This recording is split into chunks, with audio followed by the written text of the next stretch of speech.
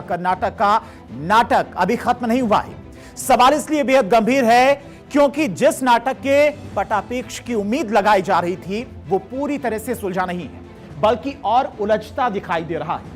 क्यों यह उलझता जा रहा है, क्यों तस्वीर कर्नाटक की अभी फिलहाल साफ नहीं है, तो वो भी आपको समझाने की कोशिश करते। दरअसल सिद्धरमैया के मुख्यमंत्री पद से इस्तीफा देने के बाद भी कर्नाटक की सियासी नौटंकी पर फुल स्टॉप नहीं लगा है। कुर्सी खाली हो चुकी है, लेकिन उस कुर्सी और सरकार की बनावट को लेकर कर्नाटक कांग्रेस में खींचतान की खबरें आ रही हैं। इस्तीफा मजबूरी हो सकता है, लेकिन कहा जाता है कि सत्ता का मोह इतनी आसानी से पीछा नहीं छोड़ता है। और कर्नाटक कांग्रेस में इस वक्त जो चल रहा है उसे राजनीति की भाषा में पावर गेम कहते हैं। और सवाल इसलिए खड़ा हो रहा है क्योंकि मुख्यमंत्री पद से इस्तीफा देने के बाद भी सिद्धरमैया शांत बैठने के मूड में कतई नजर नहीं आ रही हैं। लगातार कांग्रेस आलाकमान के साथ में उनकी मुलाकात हो रही है, बैठ के हो रही है। और गुरुवार को दोपहर करीब 3 बजे सिद्धरमैया इस्तीफा देते हैं और इस्तीफा देने के कुछ ही देर के बाद दिल्ली के लिए चल देते हैं। और आज कर्नाटक पॉलिटिक्स का दिल्ली इस वक्त केंद्र बन चुका है। अब कर्नाटक का मिशन दिल्ली में फुल एक्शन किस तरह से इस वक्त दिल्ली में बैठ के हो रही वो भी आपको बताते हैं। कर्नाटक का मिशन दिल्ली में फुल एक्शन। राहुल गांधी से मिले सिद्धरमैया और उनका बेटा डॉक्टर यतीन्द्र। राहुल से मिलने के बाद मल्लिकार्जुन खड़गे से भी सिद्धरमैया ने मुलाकात की है और इस मुलाकात की काफी ज्यादा मायने निकाले जा रहे। कर्नाटक के नेताओं से भी पूर्व सीएम सिद्धरमैया ने मुलाकात की है। अंदर खाने क्या सब कुछ ठीक नहीं चल रहा है, ये तमाम सारे सवाल इस वक्त खड़े हो रहे हैं। रणदीप सुरजेवाला से भी सिद्धा और डीके शिव कुमार ने मुलाकात की है। मल्लिकार्जुन खड़गे से भी डीके शिव कुमार ने मुलाकात की, यानी कि ये मुलाकातें अलग अलग हो रही हैं। मल्लिकार्जुन खड़गे से डीके शिव कुमार ने मुलाकात की है। इस्तीफा सिद्धरमैया ने जरूर दे दिया है, लेकिन अंदर खाने कर्नाटक में कुछ भी ठीक नहीं है, यह माना जा रहा है। क्योंकि जो नई कैबिनेट होगी, माना जा रहा है इस नई कैबिनेट में सिद्धरमैया अपनी भूमिका चाहते हैं, बड़ी भूमिका चाहते हैं। और इसीलिए चाहते हैं कि जो उनके बेटे हैं डॉक्टर यतीन्द्र, उन्हें भी इस कैबिनेट में शामिल किया जाए। यानी कि सरकार से तो दूर हो जाएंगे, मुख्यमंत्री पद से इस्तीफा तो दे देंगे, लेकिन सरकार में उनकी भागीदारी काफी ज्यादा अहम बनी रहे। और इसीलिए लगातार ये तमाम सारी बैठकें हो रही हैं। अब देखें तो कर्नाटक की सियासत इस वक्त दिल्ली में शिफ्ट हो चुकी है, क्योंकि ज्यादातर एक्शन बेंगलुरु की बजाय दिल्ली में दिख रहे हैं। और आज सुबह में सिद्धरमैया लोकसभा में नेता प्रतिपक्ष राहुल गांधी से उनकी मुलाकात होती है। मुलाकात की जो तस्वीरें सामने आती है वो काफी खास है। ये तस्वीरें देखिए मुलाकात की, किस तरह से राहुल गांधी से सिद्धरमैया गले मिलते नजर आ रहे हैं। और ये तस्वीर बहुत कुछ कहती है। दूसरी तस्वीर आप देखिए, डीके शिव कुमार जो कि भावी मुख्यमंत्री हैं कर्नाटक के, पूर्व मुख्यमंत्री सिद्धरमैया के पैर छूते नजर आ रहे। आदर पूरा दिखाई दे रहा है तस्वीरों में, लेकिन अंदर खाने क्या चल रहा है कोई नहीं जानता है। अलग मुलाकात हो रही राहुल गांधी से सिद्धरमैया की, और इस बार अपने बेटे के साथ पहुंचे थे कांग्रेस आलाकमान से मुलाकात करने के लिए। अब मुलाकात में क्या बातें हुई हैं, मंत्रिमंडल जो बनेगा नई सरकार का, नए मुख्यमंत्री का, वो मंत्रिमंडल कैसा होगा, कौन कौन उसमें शामिल होगा, ये तमाम सारे सवाल हैं। खैर ये तो हुई तस्वीरों की बात, लेकिन जो अंदर खाने से खबर आ रही, यानी कि सिद्धरमैया और राहुल गांधी की मुलाकात के दौरान क्या बातें हुई हैं, उसको लेकर सूत्रों से जो जानकारी मिली है वो काफी ज्यादा खास बताई जा रही है। और ये सूत्रों के हवाले से जो खबर निकल कर आई, क्या ये खबर है, तो चलिए वो भी आपको बता दें। दरअसल सिद्धरमैया का पावर गेम, सीएम पद छोड़ने के बाद भी सिद्धरमैया सरकार में अपना दबदबा बनाए रखना चाहते हैं, और इसीलिए ये मुलाकातें हो रही हैं। और अपने बेहद करीबियों को महत्वपूर्ण पदों पर फिट करने की पैरवी करते नजर आ रही है। सूत्रों के हवाले से दरअसल जानकारियां निकलकर सामने आई हैं। और सिद्धरमैया ने कांग्रेस नेतृत्व को राज्यसभा और एमएलसी के लिए पसंदीदा नेताओं की लिस्ट भी दे दी है। नए मंत्रिमंडल में मंत्रालयों के बंटवारों को लेकर भी अपनी राय रख दी है, और अपने करीबी नेताओं को नई सरकार में अहम पोजीशन देने की मांग कर रही हैं। अपने बेटे डॉक्टर यतीन्द्र के लिए नए मंत्रिमंडल में बड़े मंत्रालयों की मांग भी की गई है। सिद्धरमैया के इस्तीफे के बाद ही शुरू हो गया बार्गेनिंग का खेल। सिद्धरमैया आज दिल्ली पहुंचे। डीके शिव कुमार और सिद्धरमैया ने अलग अलग समय पर आलाकमान से मुलाकात की। सिद्धरमैया की राहुल गांधी से मुलाकात हुई और सिद्धरमैया ने कहा कि उनके जो करीबी नेता हैं वो कैबिनेट में शामिल हो। वहीं DK Shivakumar free hand चाहते हैं, अपने लोगों को कैबिनेट में शामिल करना चाहते हैं।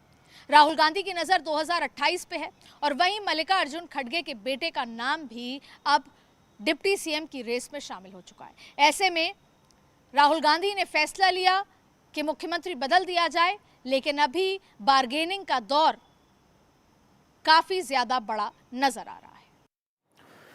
और कर्नाटक में ये खींचतान पिछले 3 सालों से चल रही थी और महज 3 दिन के अंदर खींचतान तब खत्म हुई जब सिद्धरमैया ने सीएम पद से इस्तीफा दिया।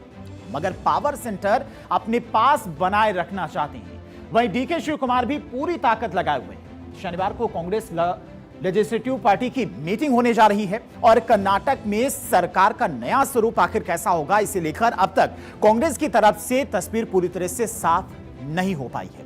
लेकिन सत्ता की गलियारों में चर्चाओं का दौर तेज है। खासकर डिप्टी सीएम पद को लेकर कई नाम तेजी से सामने आ रहे हैं। माना जा रहा है कि कांग्रेस नेतृत्व में जातीय और क्षेत्रीय संतुलन साधने के साथ साथ पार्टी के भीतर शक्ति संतुलन को ध्यान में रखकर बड़ा फैसला ले सकती है। और यही वजह कि मुख्यमंत्री पद से ज्यादा चर्चा इस वक्त संभावित डिप्टी सीएम चेहरों को लेकर हो रही है। कौन कौन इस वक्त डिप्टी सीएम की रेस में, तो चलिए वो भी आपको बताते हैं। जमीर अहमद, इसके अलावा एमबी पाटिल हैं, जी परमेश्वर, और उसके अलावा अगर बात की जाए केजे जॉर्ज हैं, प्रियांक खड़गे मल्लिकार्जुन खड़गे के बेटे हैं। ये तमाम नाम हैं जो इस वक्त डिप्टी सीएम बनने की रेस में हैं। हालांकि कांग्रेस आलाकमान की तरफ से भी ये दावा किया जा रहा है कि कर्नाटक में इस बार 4 डिप्टी सीएम देखने को मिल सकते हैं। पहला ऐसा राज्य होगा जहां पर 4 डिप्टी सीएम होंगे और ये वो नाम है, संभावित नाम है। इन्हें डिप्टी सीएम बनाया जा सकता है, अहम जिम्मेदारी दी जा सकती है और इनको लेकर लगातार चर्चा भी हो रही है। मल्लिकार्जुन खड़गे के बेटे प्रियांक खड़गे को डिप्टी सीएम बनाने की मांग सबसे ज्यादा मजबूत है। समर्थकों ने तो उनके नाम की विशेष पूजा भी शुरू कर दी है। लिंगायत समुदाय के कद्दावर नेता एमबी पाटिल और दलित चेहरे के रूप में वरिष्ठ नेता जी परमेश्वर भी उप मुख्यमंत्री पद के प्रबल दावेदारों में शामिल हैं। कांग्रेस पार्टी मुस्लिम और ईसाई अल्पसंख्यकों को साधने के लिए जमीर अहमद खान और केजे जॉर्ज के नामों पर भी डिप्टी सीएम पद के लिए विचार कर रही है। और सूत्रों के अनुसार भावी सीएम डीके शिव कुमार सरकार में कई उप मुख्यमंत्री बनाने के पक्ष में नहीं है, ताकि सत्ता के अलग अलग केंद्र ना बने। जातिगत और क्षेत्रीय समीकरण साधने की कोशिश है। नई सरकार की गठन को लेकर सियासी हलचल लगातार तेज होती जा रही है। मुख्यमंत्री पद से लेकर मंत्रिमंडल तक के चेहरों तक सत्ता के गलियारों में कयासों का दौर जारी है। कौन बनेगा मंत्री, किसे बड़ी जिम्मेदारी मिलेगी और किस समीकरण के आधार पर कैबिनेट तैयार किया जाएगा, इसे लेकर कांग्रेस के भीतर लगातार मंथन चल रहा है। और सूत्रों की माने तो पार्टी नेतृत्व इस बार क्षेत्रीय, जातीय और राजनीतिक संतुलन साधते हुए ऐसा मंत्रिमंडल तैयार करना चाहता है जिससे संगठन और सरकार दोनों मजबूत हो सके। और चलिए अब आपको बताते हैं कि 32 में से 25 मंत्रियों की छुट्टी संभव, यानी कि जो पुराना मंत्रिमंडल था उसमें बदलाव किए जा सकते हैं। 15 से 20 नए चेहरों को जगह मिल सकती है। 4 डिप्टी सीएम बनाए जाने की भी चर्चा है। इसके अलावा मुस्लिम, ओबीसी और दलित से एक डिप्टी सीएम बनाने की भी चर्चा, यानी कि ये जो मंत्रिमंडल होगा बिल्कुल नया और युवा मंत्रिमंडल होगा। अल्पसंख्यक की बात करें, ए से अल्पसंख्यक क्या है, ए हिंदा फार्मूला, तो ए की अगर बात की जाए तो अल्पसंख्यक और हिंद की बात की जाए तो हिंदू दलित, यानी पिछड़े वर्ग को प्रतिनिधित्व दिया जा सकता है इस कैबिनेट में। इसके अलावा डीए की बात करें तो दलित, यानी कि हर जातीय समीकरण को साधने की कोशिश की जा रही। कर्नाटक की राजनीति में मुस्लिम, पिछड़े वर्ग और दलित समुदाय को लेकर चर्चाएं इसलिए भी तेज हैं क्योंकि राज्य की कुल आबादी में इन वर्गों की हिस्सेदारी करीब 62% मानी जाती है। और यही वजह कि कांग्रेस ने अपने सबसे अहम सामाजिक और राजनीतिक आधार के तौर पर देखती रही है। और ऐसे में सरकार गठन और डिप्टी सीएम पद को लेकर चल रही चर्चाओं में अहिंदा समीकरण एक बार फिर से केंद्र में आ गया है। अब कर्नाटक में अगर सभी जातीय समीकरणों की बात करें, उनकी आबादियों की बात करें तो कौन कितनी उनकी आबादी है। मुस्लिम आबादी की बात करें सबसे पहले 12% के आसपास मुस्लिम आबादी है। ओबीसी की बात करें सबसे ज्यादा 33% के आसपास है और दलित की बात करें तो 17% के आसपास है।